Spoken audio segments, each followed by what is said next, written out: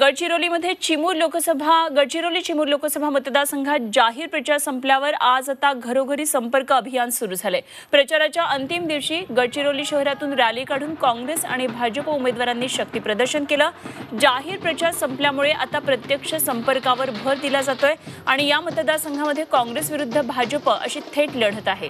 Doctor Ramesh गजबे बहुजन वंचित आघाडीकडून मैदानात आहेत। दरम्यान उद्याच्या मतदान प्रक्रियेसाठी प्रशासन आता सज्ज झालेलं आहे। अतिदुर्गम भागातल्या मतदान पथकं रवाना झालेली आहेत आणि यासाठी काही ठिकाणी हेलिकॉप्टरचा वापर देखील केला जातोय।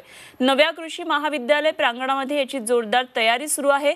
अतिसंवेदनशील नक्षलग्रस्त भागामध्ये मतदान सकाळी 7 वाजल्यापासून ते दुपारी 3 वाजेपर्यंत असणार आहे। त्यानंतर ईव्हीएम सह पथकं बेस कॅम्प आणि उपविभागातून जिल्हा मुख्यालयाकडे आणण्याचं काम सुरू होणार आहे।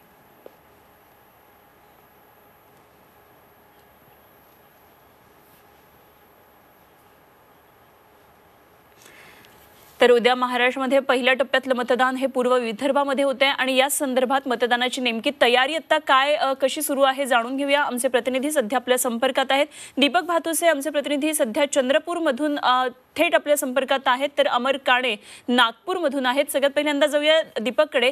दीपक, चंद्रपूरमध्ये काय नेमकं कितपत कशी तयारी आता प्रशासनाची झालेली आहे? पहिल्या टप्प्यातलं मतदान उद्या होते, त्यामुळे खऱ्या अर्थानं उद्या हा सगळा रणसंग्राम सुरू होणार आहे लोकसभेचा। काय तयारी दिसून येते? अनुपमा, मतदान केंद्रापर्यंत जे कर्मचारी आहेत ते उद्या सकाळी साधारणतः जे शहरातली मतदान केंद्र त्या ठिकाणी पोहोचतील।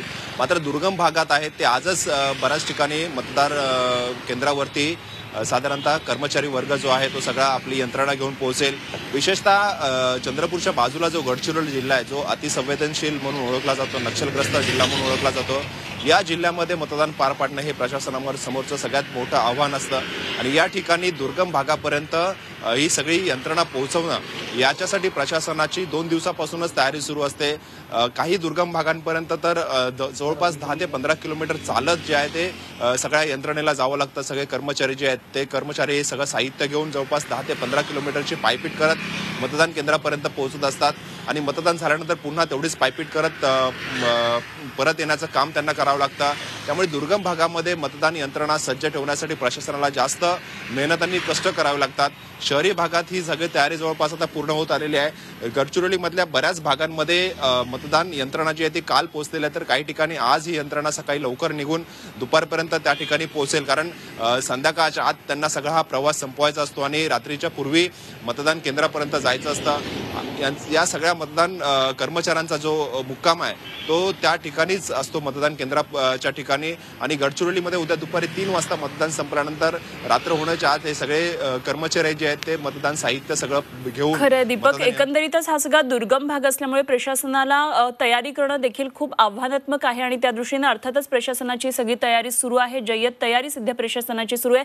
जाऊया अमरकडे नागपूरमध्ये। अमर, प्रशासन एका बाजूला पूर्णपणे तयारी करते, चोख जबाबदारी पार पडण्यासाठी प्रशासनाचं हे सगळे प्रयत्न असणार आहेत। मात्र एकंदरीतच काल आता प्रचाराच्या तोफा थंडावल्यानंतर उमेदवार नेमके काय करतायत? कारण अनेक हाय प्रोफाईल लढती उद्याच्या या टप्प्यामध्ये होणार आहेत।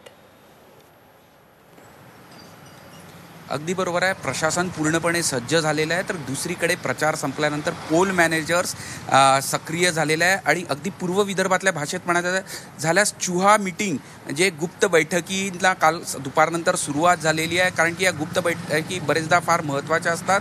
आजचा दिवस फार महत्त्वाचा जाईल, विशेष करून आजची रात्रमध्ये या गुप्त बैठकी म्हणजे चुहा मीटिंग्स फार मोठ्या प्रमाणात होत असतात आणि त्याच्यावर बरंचसं पोलरायझेशन होत असतं। त्यामुळे सगळे जे उमेदवार आहेत त्यांचे जे खंदे समर्थक आणि पोल मॅनेजर्स आहेत ते पूर्णपणे सक्रिय झालेले आहे। अनेक ठिकाणी बैठका सुरू आहे आणि नागपूरचं बघायला गेलं असता नागपुरात अतिशय प्रतिष्ठेची आणि हाय प्रोफाईल अशी लढत आहे। त्यामुळे सगळ्यांचं लक्ष ते विशेष करून संपूर्ण देशाचं लक्ष हे नागपूरला लागलेलं आहे आणि नागपूरची प्रशासनाची तयारी सुद्धा पूर्ण झालेली आहे।